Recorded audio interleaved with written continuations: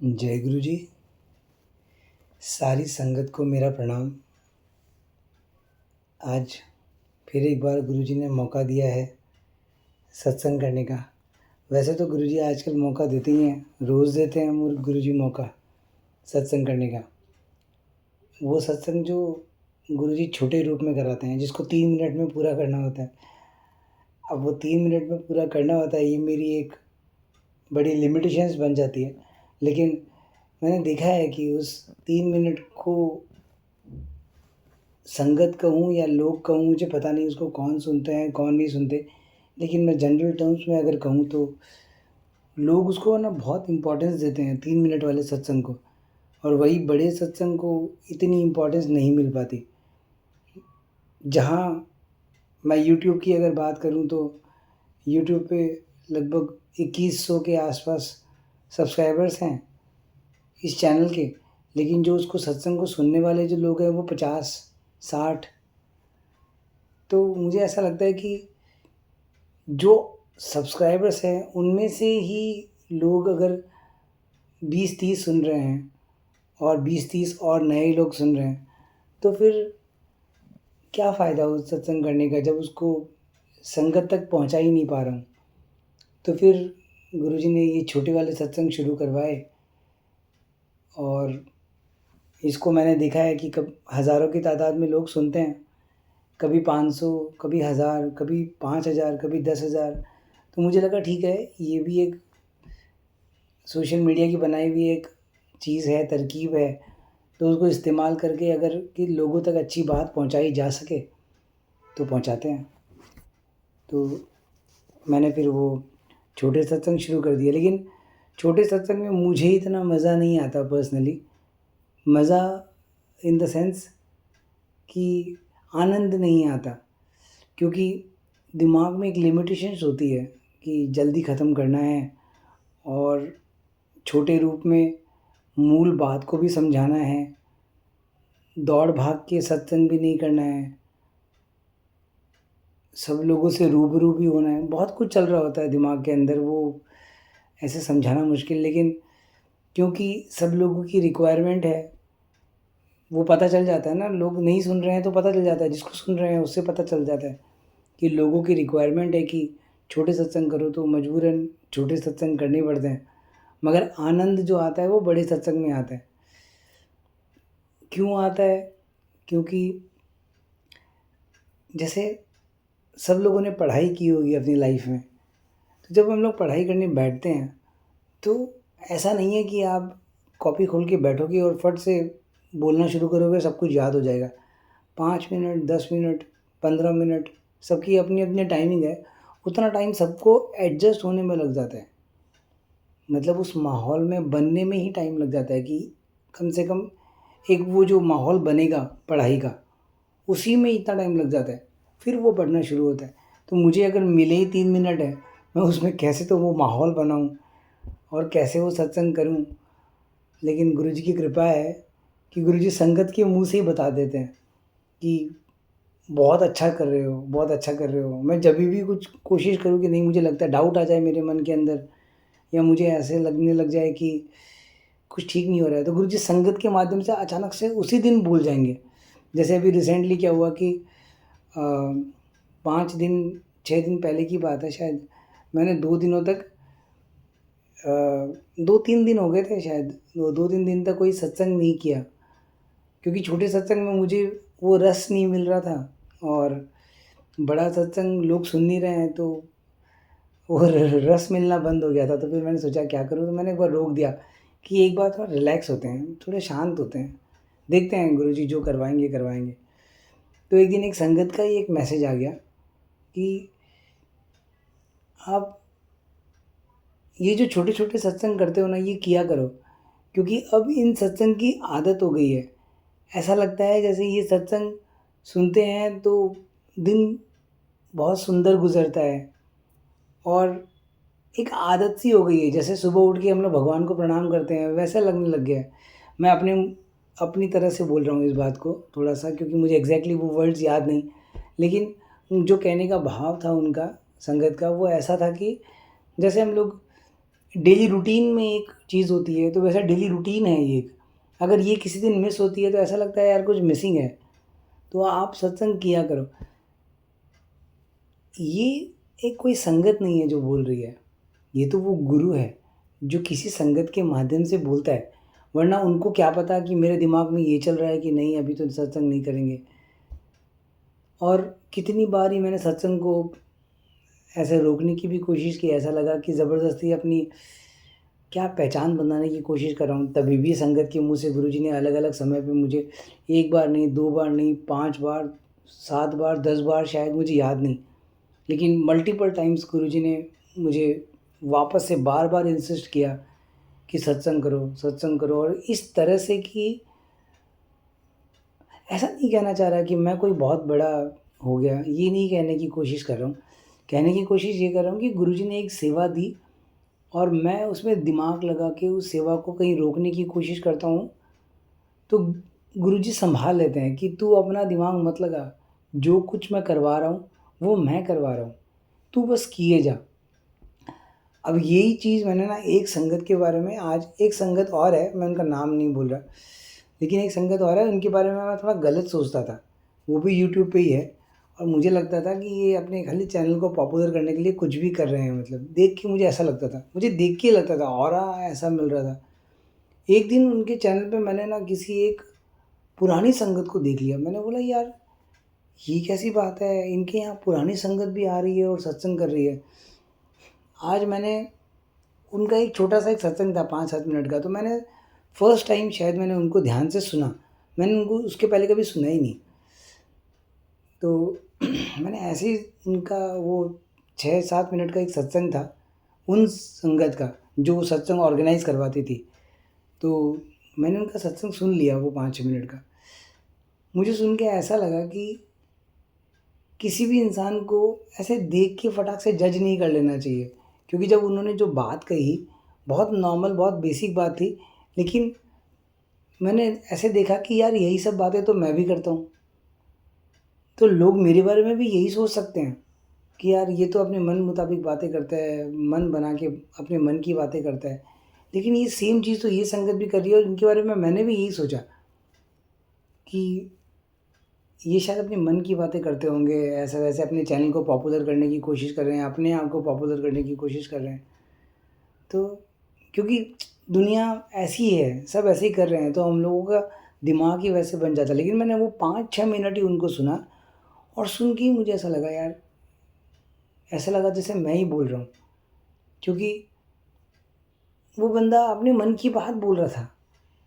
वो संगत अपने मन की बात बोल रही थी, कैसे उनको गुरुजी गाइड करते हैं नई संगत को। और मैंने फ़ील किया कि यार गुरुजी मुझे भी तो ऐसे ही गाइड करते हैं। कभी कहीं से, कभी कहीं से, कभी कहीं से। तो मुझे बड़ा मन से बुरा लगा, तो गुरुजी से मैंने ऐसे माफ़ी तो क्या माँगता, अब गुरुजी के सामने तो सारे नंगे ही हैं, तो क्या माफ़ी माँगूँ? मगर कहा फिर मैंने गुरुजी से कि क्या जो भी मैंने कहना था मैंने कहा। तो इस तरह से आज गुरुजी ने, और गुरुजी ने ना एक बहुत सुंदर बात मुझे सिखाई।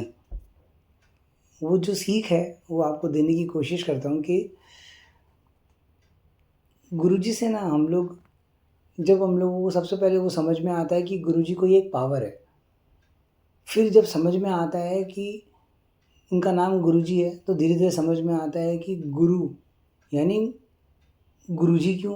तो फिर गुरुजी का मतलब ढूँढते हैं हम लोग, गुरुजी, गुरुजी। फिर पता चलता है कि गुरु होना लाइफ़ में ज़रूरी होता है।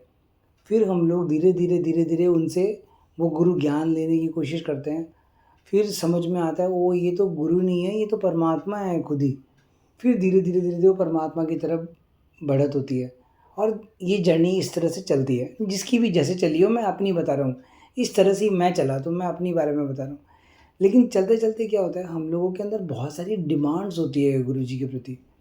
गुरुजी ये चाहिए, अब वो दुनियावी हो या नहीं दुनियावी हो, किसी तरह की भी डिमांड्स हो, लेकिन डिमांड्स होती है अंदर। जैसे मेरे अंदर भी बहुत थी, है। अब आज लग रहा है कि नहीं है, लेकिन कल को फिर से तैयार होगी। तो ये चलती रहती है। तो मेरे साथ भी बहुत कुछ चला, लेकिन गुरुजी ने मुझे जो सीख दी, जो समझाया, वो मैं आपको बताने की कोशिश करता हूँ कि गुरु वो नहीं जो तुम्हें चाहिए वो देता है। गुरु वो है जो तुम्हें चाहिए उसके लिए तुम्हें काबिल बनाता है, ताकि तुमको जब वो मिले तो तुम उसको डिज़र्व करो उस समय, और उसकी कीमत को समझ सको और उसे उस तरह से अपना सको जैसे तुम्हें उसे अपनाना चाहिए।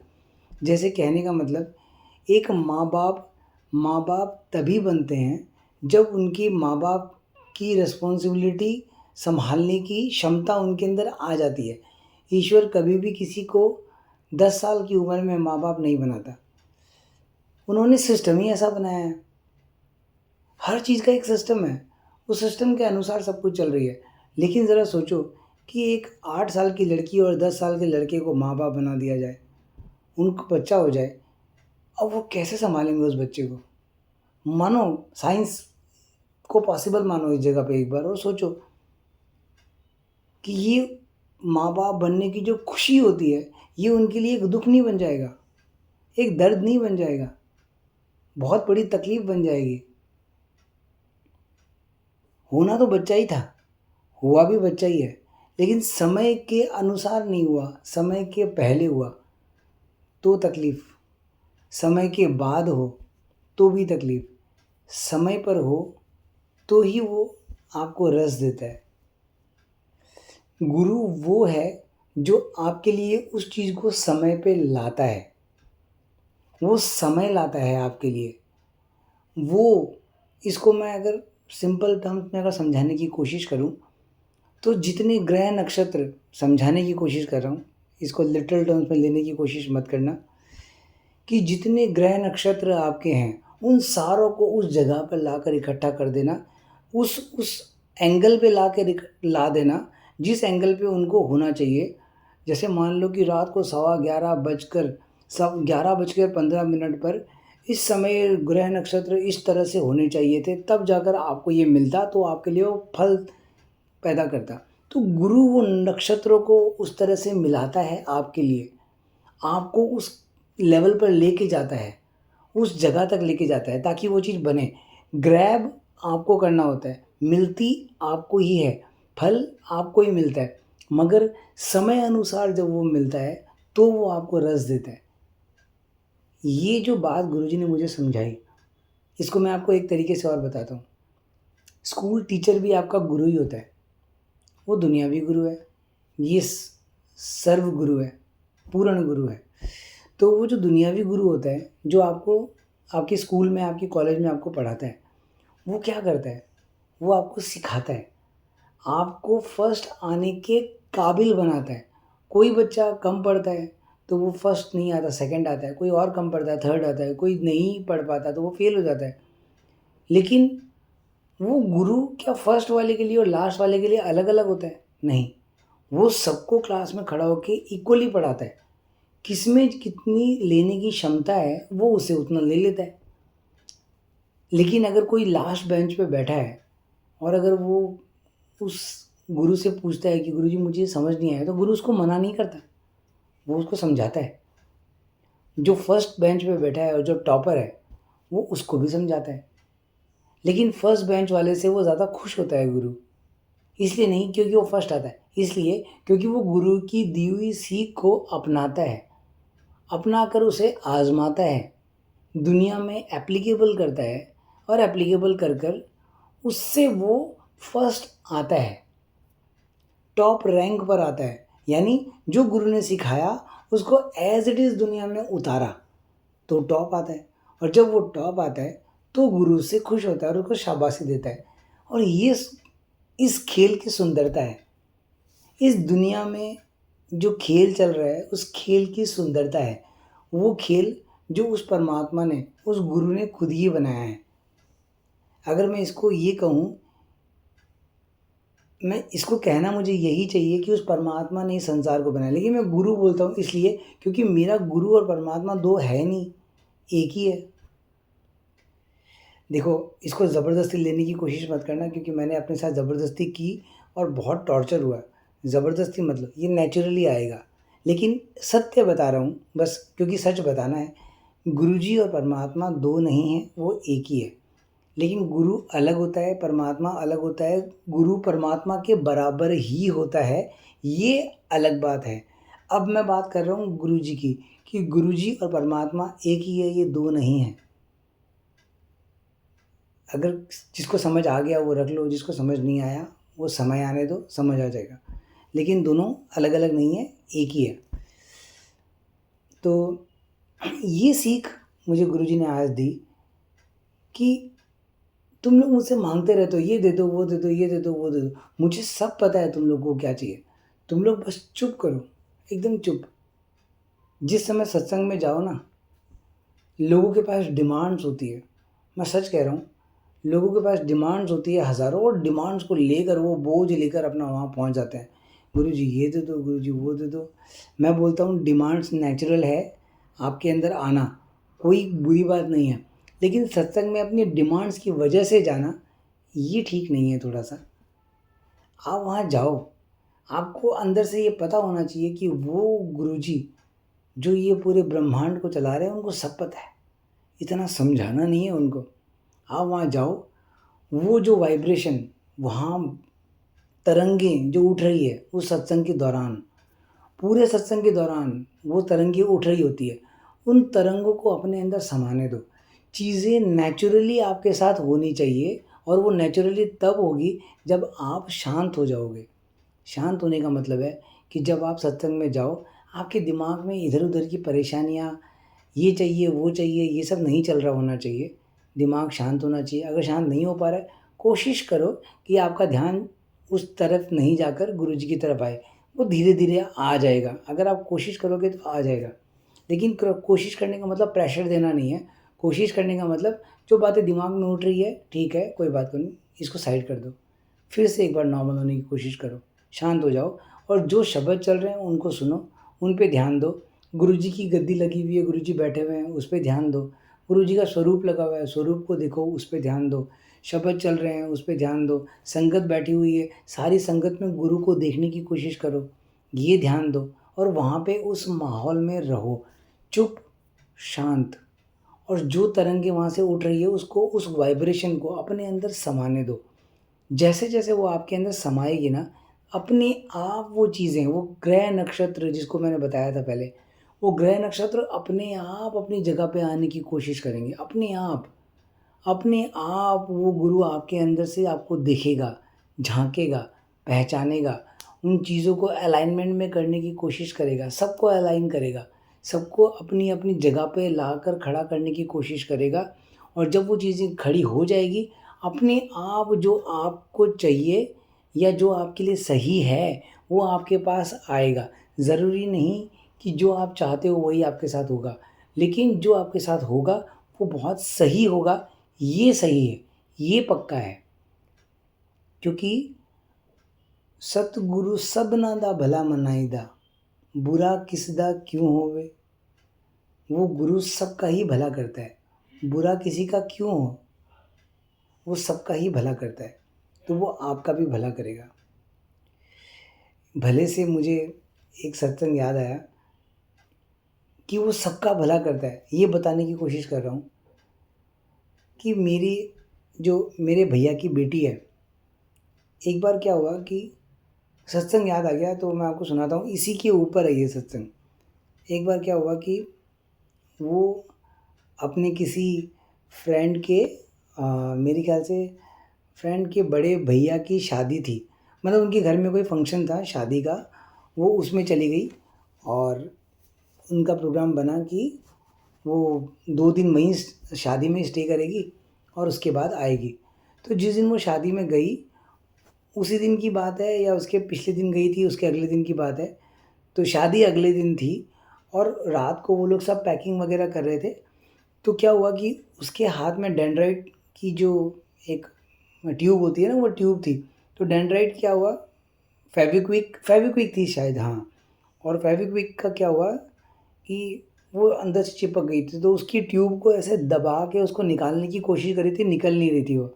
तो उसने बहुत ज़ोरदार तरह से ऐसा प्रेस किया, और उसका जो ट्यूब का मुंह था वो उसकी तरफ था। और जैसे उसने प्रेस किया तो वो ट्यूब वहाँ से, वो जो ऊपर का मुंह था वो फटा, और उसमें ट्यूब से वो डेंड्राइट फेविक्विक निकली और सीधी उसकी आँख में चली गई। आप सिर्फ इमेजिन करके देखो इस बात को कि जो फेविक्विक अगर आपकी उँगली में लग जाए ना, तो उँगली की चमड़ी को निकाल लेती है कभी-कभी वो, अगर आप टाइम लगा दो उसको निकालने में तो, तुरंत चिपक जाती है। वो उसकी आँख के अंदर चली गई, ऊपर नहीं बोल रहा हूँ मैं, आँख के अंदर चली गई। आँख के अंदर गई और आँख बंद हुई और बंद हो गई। अब उस सिचुएशन को देखो और सोचो कि क्या हालत हुई होगी। अब सब लोग डर गए क्योंकि सबको पता है कि फेविक्विक तो हाथ में भी चिपक जाए तो उसकी क्या हालत होती है। ये आँख में चली गई, आँख बंद हो गई है और आँख को खोलने की कोशिश करे तो एक ना बयां करने वाली सिचुएशन अराइज हो रही है। उन्होंने रात भर क्या किया मुझे कुछ नहीं पता, लेकिन सुबह वो लोग सब ने सुबह रात भर तो कैसे निकाला कुछ नहीं पता, मगर सुबह मेरे पास कॉल आया मेरी भतीजी का कि आप साइड में आओ। तो मैं साइड में गया, बालकनी में जाके खड़ा होकर बात कर रहा था, तो उसने मुझे ये सब कुछ बताया। लेकिन गुरुजी की, मैं आपको इसको गुरुजी की मेहर कहूँ, कृपा कहूँ, दया कहूँ या गुरुजी की ताकत कहूँ, कि मेरे को डर नहीं लगा इस बात को सुनकर। मेरे को ऐसे अंदर से ऐसा लग रहा था कि गुरुजी हैं और उसने इस भरोसे के साथ मुझे कॉल किया है कि मैं इनको बताऊँ, ताकि वो गुरुजी का पावर आए। शायद उसके अंदर ये दिमाग में आया हो या उसको किसी भी तरह से कॉन्फिडेंस आया हो मेरे ऊपर, लेकिन उसको ये कॉन्फिडेंस आया कि मुझे बताना चाहिए, पापा मम्मी को बताने से पहले उसको ये कॉन्फिडेंस आया कि उसको मुझे बताना चाहिए। तो मुझे यही देख के ही समझ में आया कि गुरुजी करने वाले तो आप हो, और मुझे एकदम भी डर नहीं लगा। उसने मुझे बताया कि हम लोग ये नेत्रालय हॉस्पिटल जा रहे हैं। मैंने बोला तुम लोग वहाँ पहुँचो, मैं भी वहाँ पहुँचता हूँ। मैंने घर में किसी को नहीं बताया क्योंकि उसने पहले मुझे बोल दिया कि घर में किसी को मत बताना, नहीं तो बहुत कुछ हो जाएगा। तो मैं सीधा वहाँ गया हॉस्पिटल, और उन्होंने रात को हॉस्पिटल से बात कर ली थी, सब कुछ कर लिया था, लेकिन डॉक्टर अवेलेबल नहीं था रात को। तो उन्होंने बोला कि सुबह 8 बजे डॉक्टर आएगा, तब आप इनको लेके आओ। अच्छा, मुझे याद आया कि रात को वो लोग हॉस्पिटल लेके गए थे, लेकिन डॉक्टर नहीं था तो वो लोग वापस लेके गए। फिर सुबह 8 बजे लेके गए और तब मैं भी वहाँ पहुँचा और हम लोग वहाँ पहुँच गए। डॉक्टर आ गया, डॉक्टर ने, मैंने देखी उसकी आँख, तो मैंने देखा तो आँख तो बंद है। मुझे चीज़ तो दिख रही थी सब कुछ, और मुझे डर भी लग रहा था कि अब तो मुझे तो चीज़ समझ आ गई थी कि आँख तो गई, ये समझ आ गया था। और अब डॉक्टर के हाथ में है कि क्या करेगा वो। रेटिना जैसी चीज़ वापस, एक बात आपको बीच में मैं बताता हूँ। एक संगत ने मुझसे कहा था एक दिन कि इस पे सत्संग करना, ऐसे कहा था, लेकिन मुझे क्या ना, ऐसे चला के किसी की बोली हुई बात पे सत्संग करना थोड़ा बनावटी लगता है। बात वो अच्छी बोलते हैं, ऐसा नहीं कि संगत कोई गलत बात बोलती है, संगत सब अच्छी बात ही बोलती है। लेकिन मैं कह रहा था कि बीच में थोड़ा सा डिस्टर्बेंस आ गया, लेकिन मैं आपसे कह रहा था कि संगत की बताई हुई बात को ऐसे चला चला के, ऐसे एज इट इज़ वैसे बोलने की कोशिश करना, तो मुझे लगता है थोड़ा सा बनावटी हो जाता है। थोड़ी सिचुएशन गुरुजी वैसी बना दे, मन बना दे वैसा, तो बोल भी जाता हूँ, ऐसा नहीं कि नहीं बोलता, लेकिन ऐसे चला के नहीं करने की कोशिश करता। तो लेकिन वो बात मुझे अब याद आ गई, तो मुझे ऐसा लग रहा है अब वो बात मुझे कहनी चाहिए कि एक दिन उन्होंने कहा कि ये जो गुरुजी की दी हुई चीज़ें हैं, जैसे आँख, नाक, कान, पैर, हाथ, ये सब की कीमत इंसान तब समझता है जब किसी की एक आँख चली जाए और उस एक आँख को वापस लाने के लिए वो लाखों रुपए खर्च कर देता है। लेकिन जब वो तुम्हारे पास पहले से है तो उसकी कीमत क्यों नहीं समझता। दाँत इंसान के टूट जाए ना, दांत, एक दांत टूट जाए ना, जो रोटी चबाने में आपको आज आनंद आ रहा है ना, वो आनंद नहीं आएगा। एक दांत टूट जाए आपका, सिर्फ एक, आपको वही पोक करता रहेगा हमेशा कि यहाँ दांत में फंस रहे हैं, यहाँ दांत में फंस रहे हैं। लेकिन जब आपके पास वो सही सलामत है ना, तो लोग उसकी कीमत नहीं करते। एक दिन इस कीमत के बारे में गुरुजी ने एक लाइन कही कि तुम्हारे आँख, गुरुजी ने कहा, गुरुजी के वचन हिंदी में बताने की कोशिश कर रहा हूँ, कि तुम्हारे आँख, नाक, मुँह आगे की तरफ है, पीछे की तरफ नहीं। इस बात का भी ईश्वर को धन्यवाद देना चाहिए। ये पीछे भी हो सकते थे। कैसा लगता अगर ये पीछे होते, आगे नहीं होते। आप चल रहे सीधे हो, आँख, नाक, मुँह सब पीछे ही है। कैसे मैनेज करते देखने को। लेकिन इंसान इस बात को बहुत लाइटली लेता है। इसलिए लाइटली लेता है क्योंकि इसका दूसरा पहलू कभी देखा नहीं, गुरुजी ने देखने दिया ही नहीं। लेकिन मेरा कहने का भाव ये था कि उसकी कीमत को समझना। जो गुरुजी ने हम लोगों को नेचुरली दिया है, सो एक स्वस्थ शरीर दिया है, एक हाथ पैर, जिन जिनको दिया है मैं उनके लिए बात कर रहा हूँ। हो सकता है बहुत लोगों को नहीं भी दिया है, लेकिन जिनको दिया है वो कम से कम इस बात की कीमत समझे। मैं बोलता हूँ जितना दिया है उस बात की कीमत समझे, क्योंकि मैंने लोगों को रोते हुए देखा है, जो चीज़ें उनके पास नहीं है। आपको लग रहा है हाथ पैर बड़े नॉर्मल है चलने के लिए, लेकिन उनसे जाके पूछो जिनके घुटनों में बचपन से या लास्ट 5 साल से या 10 सालों से दर्द है, वो चल नहीं पा रहे हैं। वो रोज़ आँखों से आँसू निकलते हैं, और नॉर्मल काम जो रोज़ सब लोग कर लेते हैं, आप आराम से मस्ती से वॉक कर रहे हो, लेकिन बहुत लोग अपने बिस्तर से उठ भी नहीं पा रहे हैं। आप भी हो सकते हो वो। लेकिन इस बात को लेकर डरना नहीं है कि मैं भी हो सकता था, नहीं। इस बात का शुक्रिया अदा करना है उस परमात्मा को, दिल से। नाटक नहीं करना है, नाटक कभी नहीं करना है। जब भी नाटक करोगे तो उनको पता चल जाता है कि आप नाटक कर रहे हो। दिल से शुक्रिया अदा करना है कि गुरुजी आपने इतना अच्छा स्वस्थ शरीर दिया, सब कुछ अच्छा दिया, इसके लिए धन्यवाद। तो मैं अब सत्संग की तरफ आता हूँ वापस, कि उनको, वो मेरी भतीजी को लेकर वहाँ हॉस्पिटल पहुँचे। मैं भी वहाँ पहुँचा, मैंने देखा सिचुएशन। फिर डॉक्टर आया, डॉक्टर से बात की तो डॉक्टर ने बोला कि थोड़ी देर वेट करो। वेट करने के बाद अंदर लेके गए, और अंदर ले जाने के बाद उन्होंने बोला कि, सबसे पहले बोला तो ये यहाँ आँखों के ऊपर जो बाल होते हैं ना, उन्होंने बोला कि ये दोनों बाल काटने पड़ेंगे। और मेरी जो भतीजी है वो इतनी डरी हुई थी, उसने बोला काट दो काट दो, सीधा ही, मतलब मुझे बोलने का मौका नहीं, उसने पहले ही बोल दिया कि काट दो। वो इतनी डरी हुई थी। डर तो मुझे भी था। और लेकिन एक एक बात बताने की कोशिश कर रहा हूँ, वो लड़की है इसलिए बोल रहा हूँ ये वाली बात, कि एक लड़की को कितनी फ़िक्र होती है कि मेरे आईब्रोज़ कैसे लग रहे हैं, मेरे आई लैशेस कैसे लग रहे हैं, अच्छे लग रही हूँ, सुंदर लग रही हूँ कि नहीं लग रही हूँ। वही लड़की ये बात कह रही है कि इसको काट दो, तुरंत बोल रही है कि इसको काट दो। क्यों? क्योंकि कीमत समझ गए, यहाँ आ गई आँख की। अचानक से आँख की कीमत समझ आ गई। तो फिर डॉक्टर को जैसे ही बोला तो डॉक्टर ने उसके आँखों के दोनों दोनों आँखें तो चिपक गई थी, मतलब ऊपर का जो पार्ट और नीचे का जो पार्ट है आँखों का, जहाँ पलक जिसको कहते हैं, जो झपकते हैं ना, वो जैसे ही झपकी तो वो बंद हो गई। तो उसको अलग अलग करना था। उसके लिए उसने, डॉक्टर ने कहा कि इसको बीच से काटना पड़ेगा। तो उसने मेरी आँखों के सामने उसको सबसे पहले तो बीच से काटा, और अब वो दोनों पलकों को, एक को ऊपर से पकड़ा, एक को नीचे से पकड़ा, और खींच के उसको अलग करने की कोशिश कर रहा था। अब इस सिचुएशन में ऐसी हालत हो गई, ऐसी हालत, कि मेरी भतीजी ने मेरा हाथ पकड़ा।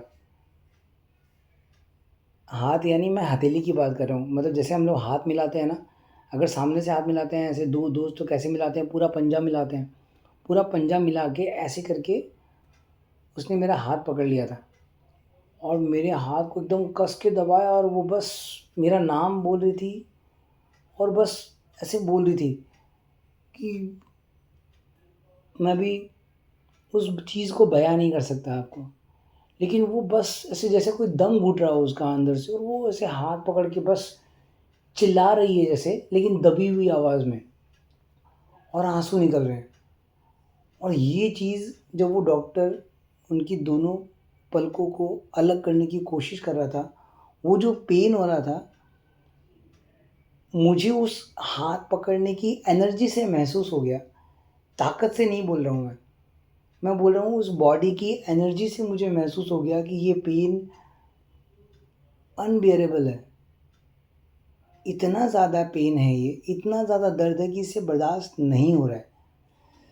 और मेरे अंदर से एक अरदास उस समय निकली कि गुरुजी, मेरे शरीर की शक्ति इसको दे दो, लेकिन इसको सँभाल लो।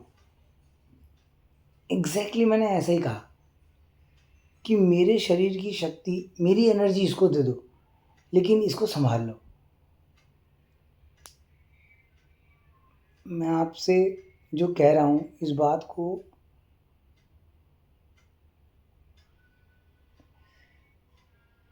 कैसे आपको बयाँ करूँ कि within within 30 to within 15 to 20 seconds, 15 to 20 seconds मेरा पूरा शरीर इतना पसीने से भर गया, इतना पसीने से भर गया कि मुझे कोई अगर देखे तो उसको लगेगा कि ये अभी भी नहा के आया है, इसने पोंछा नहीं, ये सीधा इसने कपड़े पहन लिए हो।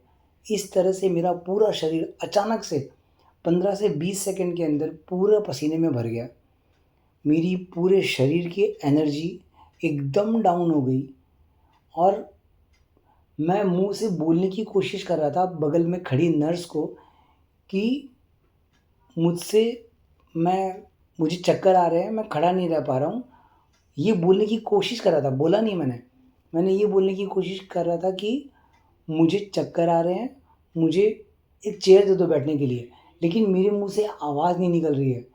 मैं लिटरली अगर आपको बताने की कोशिश करूँ एक्टिंग करके कि मैंने कैसे बोला तो अ, ए च ऐसे आवाज़ निकल रही थी मेरे अंदर से। मुझे ऐसा लग रहा है कि मैं ताकत लगा रहा हूँ लेकिन मेरी एनर्जी निकल नहीं रही है। मैं बोल नहीं पा रहा उस नर्स को बगल में खड़ी जो है कि मुझे वो चेयर चाहिए, और मेरे एकदम बगल में खड़ी है वो। मतलब 1 से 2 मीटर दूर खड़ी है। मैं उसको ये नहीं बोल पा रहा, हाथ ऊपर नहीं ले जा पा रहा और शरीर पूरा डाउन हो गया। और विदिन अ मिनट मेरी भतीजी नॉर्मल हो गई। वो जो पोर्शन काटना था वो काट दिया और उसकी आँखों को खोल दिया। और खोलने के बाद मैं हाथों हाथ डॉक्टर से बात नहीं कर पाया और 1-2 मिनट बाद में मेरी एनर्जी वापस से नॉर्मल हो गई। जैसे ही उसकी आँखें खोली मेरी एनर्जी फिर से नॉर्मल हो गई, लेकिन मैं पसीने से पूरा भरा हुआ था। अब ये बात मुझे बड़ी अजीब लगी क्योंकि मुझे उस समय समझ नहीं आया कि हुआ क्या। फिर हम लोग मैं डॉक्टर के पास, फिर डॉक्टर से मैंने बात की, तो वो नर्स मेरी तरफ उसने उस समय देख लिया था लास्ट में, तो वो मुझसे पूछ रही थी, तो मैं उसको ये बोलने की कोशिश कर रहा था, अच्छा मैं आपको एक और बात बताता हूँ कि मैं पूरा पसीने से शरीर में भरा हुआ हूँ, पूरा इतना पसीने से कि कोई नहा के आया हो आदमी। और वो एक आई हॉस्पिटल में जैसे आईसीयू होता है, जैसे नॉर्मल आईसीयू होता है, वो भी वहाँ का आईसीयू है। आईसीयू का जो एसी का टेम्परेचर होता है ना, वो आपको ऐसा लगेगा जैसे कश्मीर में खड़े हो आप। इतना ठंडा होता है वो, इतना ठंडा। अगर कोई आईसीयू के अंदर गया है तो उसको पता होगा कि ये आईसीयू का जो अंदर का एसी का टेम्परेचर होता है, अगर आप थोड़ी देर वहाँ बैठे रहोगे तो आपको बोलना पड़ेगा कि थोड़ा कम कर दो इसको, मुझे बहुत ठंड लग रही है। उतना मिनिमम टेम्परेचर पे वो लोग उसको चलाते हैं। वहाँ उस टेम्परेचर में मैंने एसी की तरफ भी देखा, मुझे अब याद आया कि मैंने एसी की तरफ भी देखा। हाँ, मुझे एक लाइन और याद आई, मैं उसको बोलना चाह रहा था कि यहाँ एसी नहीं चल रहा है क्या? मुझे पसीना आ रहा है। चेयर के साथ-साथ ये बोलने की कोशिश कर रहा था जब उस नर्स ने मेरी तरफ देखा था। मैं ये भी नहीं बोल पा रहा था उसको। इशारे में बस कोशिश कर रहा था बताने की, क्योंकि मेरे मुँह से ऐसे-ऐसे वर्ड निकल रहे थे। बस इससे ज़्यादा कुछ निकल नहीं रहा था। मैं आपको ये भी बताने की कोशिश की है मैंने कि एक अरदास की थी उस परमात्मा से मैंने, और उसने तुरंत वो सारी एनर्जी मेरी तरफ से निकाल कर उसको दे दी, क्योंकि उसे उस ताकत की ज़रूरत थी उस समय, उस हिम्मत की ज़रूरत थी, और वो 1 मिनट में वो काम हो गया। उसकी आइज़ को खोल दिया डॉक्टर ने।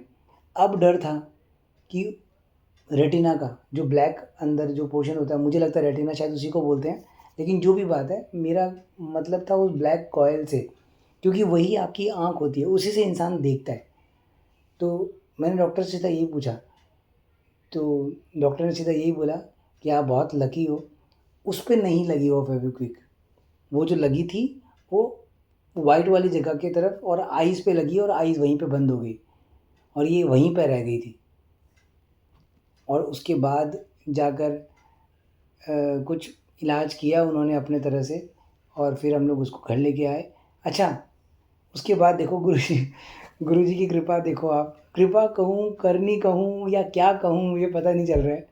वहाँ से इलाज इस सिचुएशन में होने के बाद, इलाज कराने के बाद, मुझे मेरी वो भतीजी क्या कहती है कि यहाँ से मैं शादी में जा रही हूँ, मैं घर नहीं जाऊँगी, क्योंकि अभी घर जाऊँगी, घर में पूरा माहौल ख़राब हो जाएगा। मैं शादी में जाऊँगी, शादी में रहूँगी, और 1 दिन बाद जब शादी पूरी हो जाएगी, तो मैं वापस घर भी आ जाऊँगी। इस तरह से मैं शादी में भी रह लूँगी, और घर पे किसी को पता भी नहीं चलेगा, तो माहौल भी नॉर्मल रहेगा, और तब तक मैं और नॉर्मल हो जाऊँगी। और देखो गुरुजी का कॉन्फिडेंस, मैंने उसको हाँ बोल दिया, मैंने बोला जाओ। अब वहाँ पे जाके उसने ब्लैक कलर का चश्मा लगा के वहाँ पे फ़ोटो-वोटो खिंचाई है। घर में सब पूछ रहे हैं कि ब्लैक चश्मे में क्यों खिंचा रही है? बिना चश्मे के खिंचाना चाहिए। वो बोलती है नहीं, हम लोग के यहाँ फ़ैशन चल रहा था, इस तरह से किया, वैसे किया, तो हम लोगों ने ऐसे फ़ोटो खिंचाई। गुरुजी ने उसको शादी भी अटेंड करवाई, कर्म भी कटवाया, आइज़ को भी कुछ होने नहीं दिया, और घर को भी नॉर्मल रखा।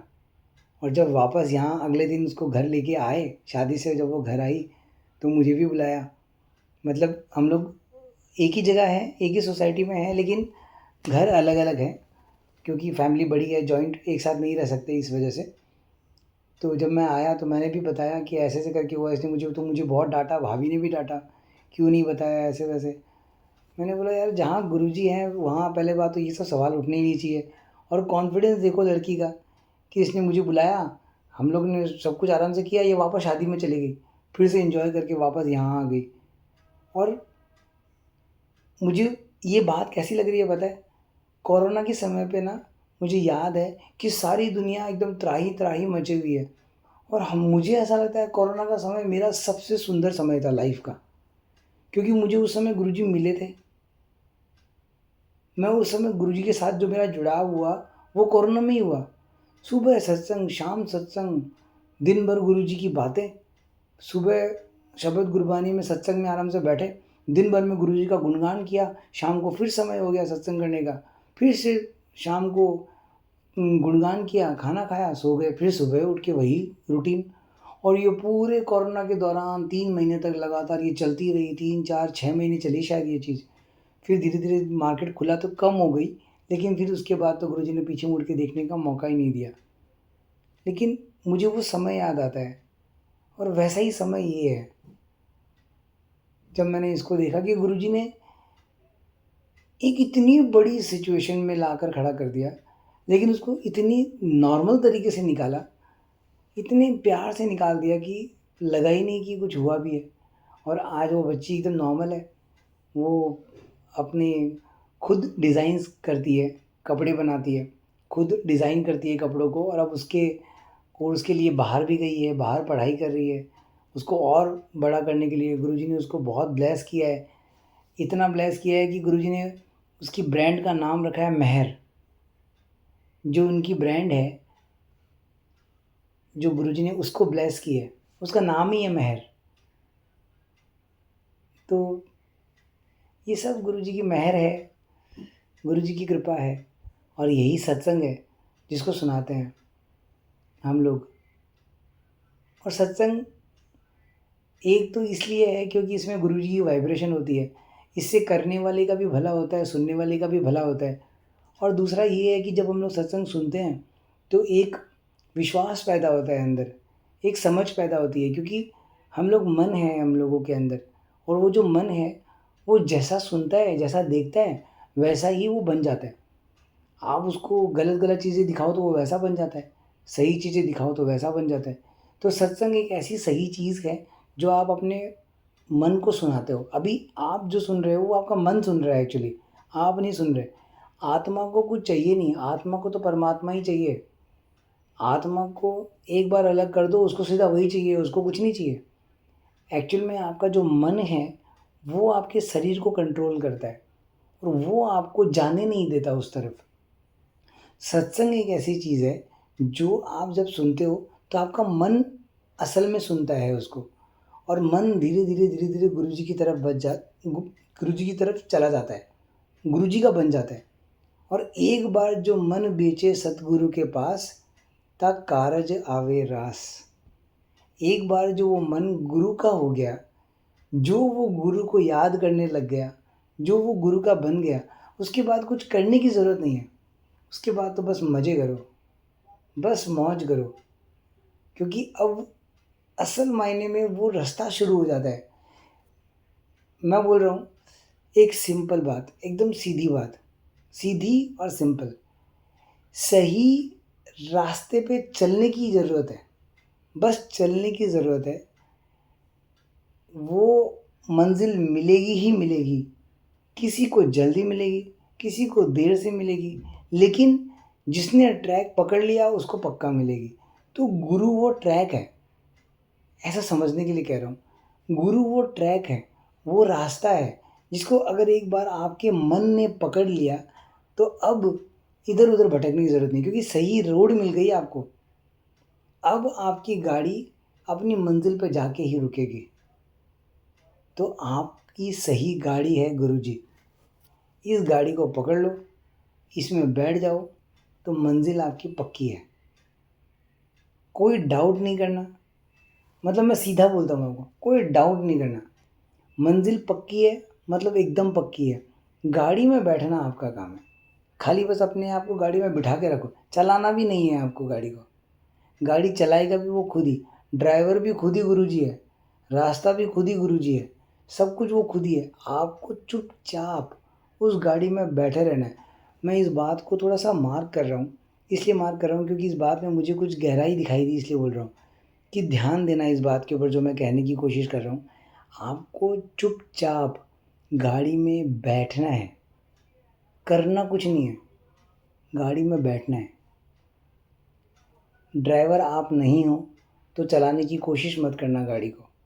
रास्ता भी आप नहीं हो और ना ही मंजिल आप हो। आप सिर्फ एक मुसाफिर हो जो गाड़ी में बैठोगे, और गाड़ी अपने आप गुरु आपका चलाएगा और आपको वहाँ पहुँचाएगा। आपको कुछ नहीं करना है। अगर आपको कुछ करना है तो चुपचाप गाड़ी में बैठा रहना है, और चुपचाप गाड़ी में बैठने का रियल मतलब है चुपचाप उस गुरु को याद रखना है। ये गाड़ी में बैठना है आपका, बस चुपचाप बैठे हो गाड़ी के अंदर। अब उस चुपचाप के अंदर बहुत कुछ होगा अंदर। गाड़ी में कभी गाड़ी कहीं रुकेगी, आपको बोलेगा खाना खा लो तो खाना खा लेना। गाड़ी कहीं रुकेगी, कहीं बोलेगा जूस पी लो तो जूस पी लेना। गाड़ी के अंदर कुछ बातचीत होगी तो आप उसमें रिप्लाई कर देना। ये क्या है? खाना पीना, जूस पी लेना, बातचीत करना, ये क्या है? ये दुनिया के आपके काम काज हैं जो आपको करते हुए चलना है, लेकिन मन में गुरु को याद रख कर, मन से बस अंतर मन में गुरु को याद रखो। यही ध्यान रखो कि जो आपका ड्राइवर आपसे इस ज़िंदगी में करवा रहा है वो आप कर रहे हो। ये एक सफ़र है आपका, आपके गुरु के साथ। वो आपको आपकी मंज़िल तक पहुंचा देगा। इस सफ़र के दौरान, इस ज़िंदगी के इस सफ़र के दौरान आपको बस अपने गुरु को याद रखना है। जैसा वो आपसे करवा रहा है वैसा आपको करते चलना है। उसमें कोई बुरे लोग भी मिलेंगे, कोई अच्छे लोग भी मिलेंगे, सत्संग भी मिलेगा, तो मूवीज़ भी मिलेगी, पार्टीज़ भी मिलेंगी। चलते रहना है। अपने आप आपका झुकाव उस गुरु की तरफ होते चले जाएगा, होते चले जाएगा। किसी का धीरे, किसी का तेज़, सबकी अपनी जर्नी है। लेकिन आप एकदम सही तरफ जा रहे हो, डाउट नहीं करना, चलते रहना, गाड़ी में बैठे रहना, गाड़ी में बैठे रहने का मतलब मैं फिर आपको याद दिला दूँ, सिंपली उसको याद रखना। कुछ भी हो, नाले में गिर जाओ या आसमान पे बैठ जाओ, उसको याद रखना अपने अंदर। बस कि जो गुरुजी आप कर रहे हो, बस नाले में गिर गए गुरुजी वाह! क्या पटका है आपने। आसमान पे बिठा दिया तो गुरुजी वाह! क्या बिठाया है आपने। ऐसे कोई गलत या सही कुछ नज़र ही ना आए, सब कुछ उसकी करनी ही नज़र आए बस।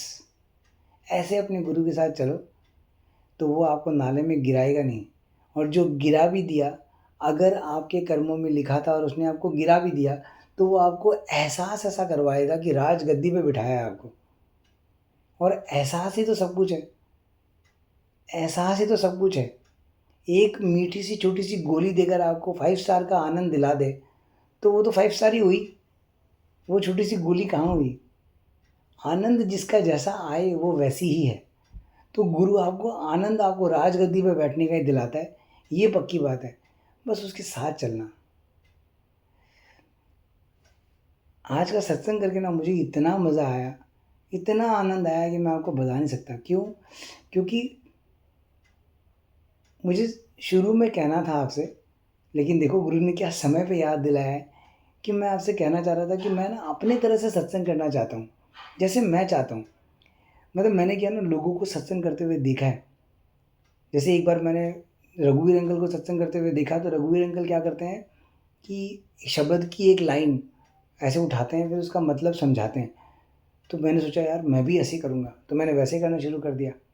फिर किसी ने देखा कि ये बहुत अच्छी तरह से सत्संग कर रहा है, तो मैंने उसकी तरह करना शुरू कर दिया। आज जब मैं सत्संग करने के लिए आया ना, तो मेरे दिमाग में ऐसा था कि गुरुजी यार मैं अपने तरह से सत्संग करूँगा, जैसा मैं चाहता हूँ वैसे मैं सत्संग करूँगा।